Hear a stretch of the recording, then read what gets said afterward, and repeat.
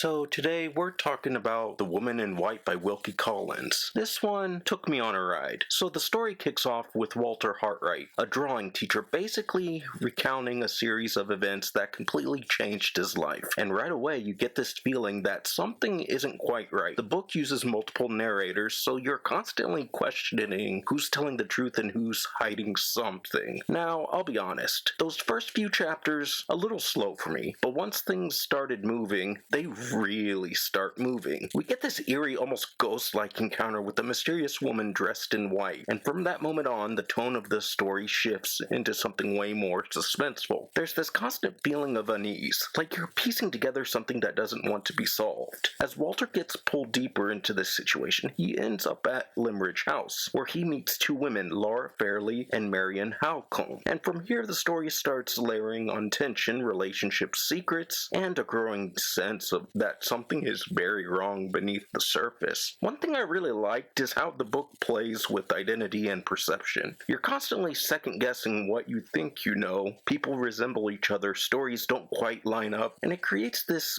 mental puzzle that you're trying to solve as you read. And then there's this shift in narration. The story doesn't just stick with Walter, it branches out into letters, diary entries, and different perspectives. At first, it can feel a little jarring, but at the same time, it adds to that chaotic, mystery-driven atmosphere. It's like you're collecting evidence from different sources and trying to build the truth yourself. Now, I will say this book can get confusing. There are definitely moments where I had to stop and think, wait, what just happened? But weirdly enough, that's kind of the point here. The story wants you to feel disoriented. It wants you to question everything. As things progress, the tension ramps up. The stakes get higher, the characters get pushed further. The tone shifts into something much darker. What starts as a strange mystery slowly turns into something that feels a lot more intense and personal. And by the later parts of the book, that's it when it really clicked for me. Everything starts connecting and you begin to see how all these scattered pieces fit together. It becomes less about confusion and more about revelation. That slow buildup actually pays off character-wise. I had a lot of thoughts. Walter is interesting because you see his emotional progression over time, especially when it comes to love and obsession. Marian, on the other hand, really stood out to me. She's sharp, observant, and honestly one of the strongest presences in the entire story. And then you got the antagonistic forces in this book,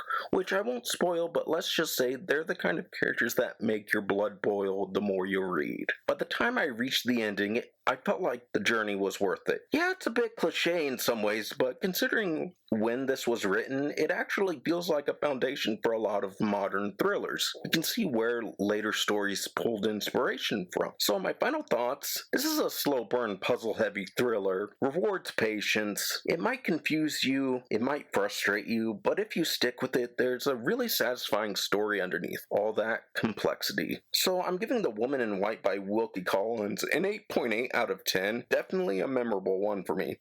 And if you're into stories that make you think while keeping you on edge, this is absolutely worth checking out. I'm Kite562 of Kite562 Books and Manga Reviews signing out, and as always, I hope you have a wonderful day, everybody. Be sure to leave a like, comment, and subscribe if you enjoy the content on this channel. I'm your host, Kite562, signing out, and as always, I hope you have a wonderful day, everybody. Later.